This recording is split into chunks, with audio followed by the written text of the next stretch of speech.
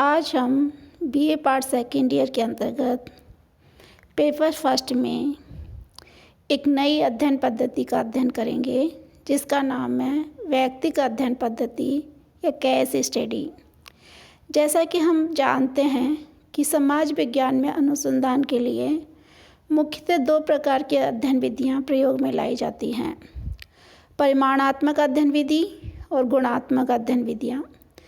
परिमाणात्मक विधियों में सांख्यिकीय पद्धतियाँ आती हैं और गुणात्मक विधियों में व्यक्ति, समाज, समूह इत्यादि का अध्ययन किया जाता है।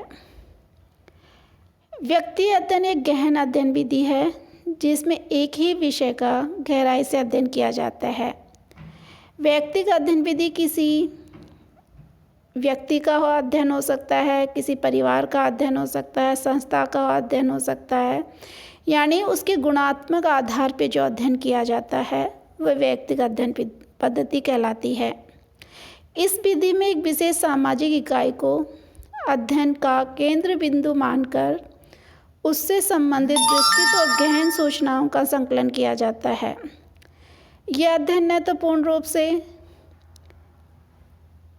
प्राथमिक सूचनाओं पर आधारित होती है, न दैतिक सामग्री के आधार पर पूर्णतः निर्भर होती है, बल्कि यह प्राथमिक तथ्य और दैतिक तथ्य दोनों सोर्सों से सूचनाएं एकत्रित की जाती हैं और उसके आधार पर किसी व्यक्ति अथवा सामाजिक इकाई से संबंधित गहन और विस्तृत रूप से निष्कर्ष प्रस्तुत किए जाते हैं।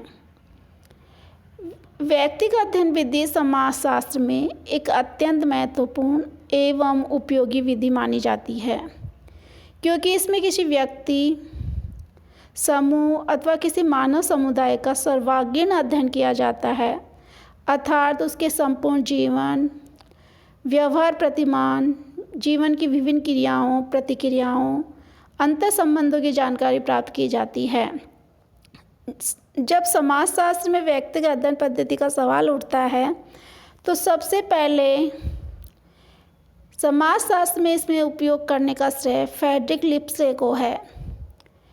लिप्सले ने सर्वप्रथम श्रमिकों की आर्थिक दशाओं का अध्ययन करने के लिए इस पद्धति का उपयोग किया। इसके पश्चात हर्बर्ट स्पेंसर ने विभिन्न संस्कृतियों की तुलनात्मक अध्ययन के लिए व्यक्तिगत अध्ययन पद्धति का प्रयोग किया। इसके बाद अनेक समाजशास्त्रियों ने, जैसे रॉबर्ट रेडफील्ड ने कृषक संस्कृति से संबंधित जनजातियों के अध्ययन के लिए, थॉमस नेमनी ने पोलैंड के किसानों की समाजशास्त्र अध्ययन के लिए, स्टेफर तथा किन्से ने सामाजिक सांस्कृतिक दशाओं में रहने वाले व्यक्तियों के अध्ययन के लिए इस विधि का बखूबी प्रयोग किया है। उपयुक्त उदाहरणों से स्पष्ट है कि व्यक्तिगत अध्ययन पद्धति एक महत्वपूर्ण सामाजिक सर्वेक्षण की उपयोगी पद्धति मानी गई है। तो अतः हमें इसके अर्थ को समझना होगा, इसकी क्या विशेषताएं होती हैं और ये किस तरह से समाजशास्त्र में या सामाजिक विषयों का अध्ययन के लिए इसको प्रयुक्त किया जाता है, उसका विस्तृत अध्ययन हम करेंगे। जब तक इसकी अर्थ और परिभाषा का सवाल है तो विभिन्न समाजशास्त्रियों ने इसे परिभाषित करने का प्रयास किया। जैसे पीवी यंग के अनुसार व्यक्तिगत अध्ययन किसी एक सामाजिक इकाई के जीवन की खोज और विश्लेषण की पद्धति है।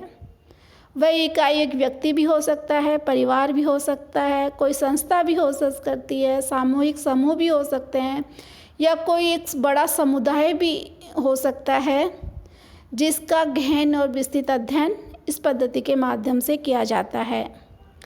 इस क्षेत्र में ई वाटसन ने इस परिभाषा को और विस्तृत करते हुए समझाया है कि जब हम किसी इकाई को उसकी सामाजिक सांस्कृतिक पृष्ठभूमि में रखकर परिपूर्ण रूप से अध्ययन करते हैं तो उसे व्यक्तिगत अध्ययन कहते हैं। ऐसी इकाई हम किसी व्यक्ति विशेष को अथवा किसी परिवार, सामाजिक समूह, सामाजिक संस्था अथवा समुदाय को बना सकते हैं। उनका मानना है कि विश्व सांख्यिकी पद्धति के विपरीत व्यक्तिगत अध्ययन में एक विशेष प्रकार के सतत अनुभवों का एक श्रृंखलाबद्ध चित्र प्रस्तुत होता है और इस रूप में समय प्रभाव में विभिन्न अनुभवों, सामाजिक शक्तियों तथा प्रभावों को पृष्ठभूमि में किसी इकाई का गहन तर्कपूर्ण अध्ययन ही व्यक्तिक अध्ययन पद्धति है। ये परिभाषा ई वाटसन की थी। और जैसा कि पीवी यंग ने भी कहा कि किसी भी सामाजिक इकाई की संपूर्ण जीवन की खोज और विश्लेषण की पद्धति व्यक्तिगत अध्ययन पद्धति है।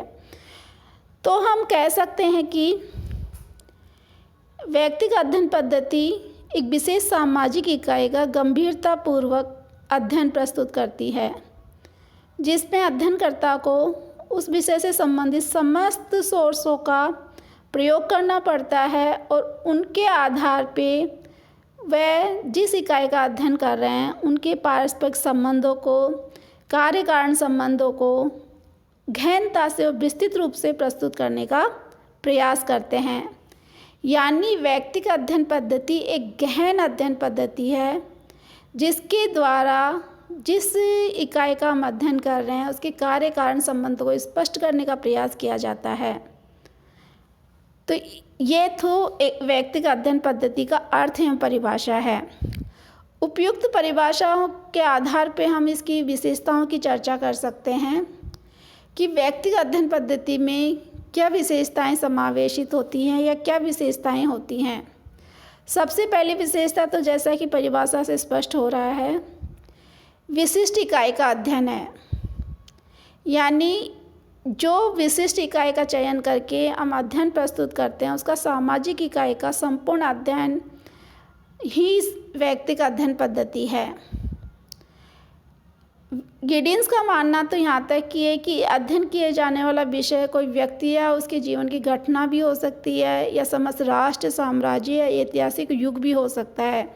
यानी इसमें विशिष्ट इकाई कोई व्यक्ति, परिवार तक ही सीमित नहीं है, एक ऐतिहासिकता के रूप में एक साम्राज्य, एक संपूर्ण राष्ट्र को भी एक इकाई के रूप में रखकर उसका गहनता से विश्लेषण किया जाने की जो पद्धति है वह है व्यक्तिगत अध्ययन पद्धति। दूसरी इसकी विशेषता है गहन अध्ययन। यानी इस पद्धति के द्वारा जो अध्ययन किया जाता है वह अत्यधिक गहन और सूक्ष्म होता है। अध्ययनकर्ता हर वो चीज़ का अध्ययन करता है जिसका घटना से संबंध होता है। यानी वो संपूर्णता के साथ अपना अध्ययन प्रस्तुत करता है। तीसरी विशेषता है व्यक्तिगत अध्ययन पद्धति में वर्तमान और अतीत दोनों का अध्ययन किया जाता है। सामान्यतः हम ये मानते हैं कि जब किसी सामाजिक घटना का हम अध्ययन कर रहे हैं तो केवल वर्तमान का अध्ययन कर रहे हैं, किंतु व्यक्तिगत अध्ययन पद्धति में चूँकि सूक्ष्मता से गहनता के साथ किसी भी विषय को लेकर अध्ययन किया जाता है और उस निर्धारित इकाई के वर्तमान को जानने के लिए उसके अतीत में भी जाना पड़ता है। यानी उसका भी सूक्ष्मता से अध्ययन करके तुलनात्मक अध्ययन प्रस्तुत किया जाता है। जैसा कि पूर्व में हमने चर्चा की थी कि अनेक समाजशास्त्रियों ने तुलनात्मक अध्ययन के लिए व्यक्तिगत अध्ययन पद्धति का प्रयोग किया है। अगली इसकी विशेषता है इसमें गुणात्मक अध्ययन। यानी व्यक्तिगत अध्ययन की प्रकृति गुणात्मक होती है। इस प्रकार के अध्ययनों में संख्यात्मक या सांख्यिकी आधार पर तथ्यों को प्रस्तुत नहीं किया जाता, बल्कि गुणात्मक परिस्थितियाँ होती हैं। अध्ययन की तुलनात्मक परिस्थितियाँ हो सकती हैं, यानी उसके अंतर संबंधों का अध्ययन हमें प्रस्तुत करना है। तो इस तरह से विशेष घटनाएं जो घटित होती हैं उनका गुणात्मक अध्ययन व्यक्तिगत अध्ययन पद्धति के द्वारा पूर्ण किया जाता है। अगली विशेषता है संपूर्ण अध्ययन। जैसा कि हमने चर्चा की, गहन और सूक्ष्म अध्ययन किया जाता है। इसके साथ ही जिस इकाई का हम अध्ययन कर रहे हैं उसके कुछ पक्षों का अध्ययन नहीं करना, बल्कि उससे संबंधित सभी पक्षों का सूक्ष्मता से, गहनता से अध्ययन किया जाता है। तो हम कह सकते हैं कि ये एक संपूर्ण अध्ययन पद्धति है जो उस इकाई से संबंधित तथ्यों को प्रस्तुत करने का कार्य करती है। इसकी अंतिम विशेषता की जब हम चर्चा करें तो कह सकते हैं कि इसमें कार्य कारण संबंधों को स्पष्ट किया जाता है।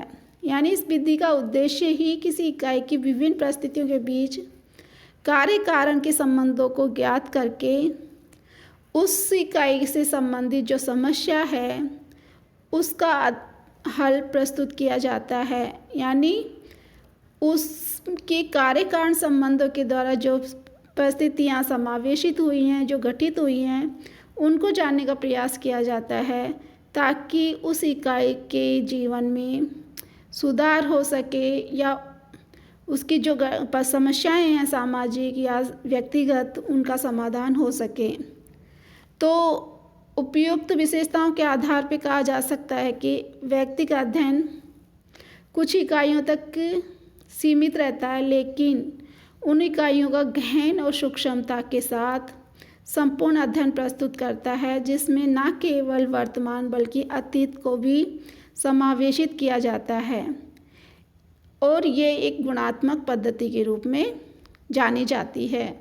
गुड एंड आर्ट ने तो कहा है कि ये एक ऐसी विधि है जो किसी सामाजिक इकाई को उसके संपूर्ण रूप में देखने से देखी जा सकती है, यानी व्यक्ति का अध्ययन के द्वारा हम संपूर्णता का अध्ययन प्रस्तुत करके किसी भी समस्या का समाधान प्रस्तुत कर सकते हैं। धन्यवाद।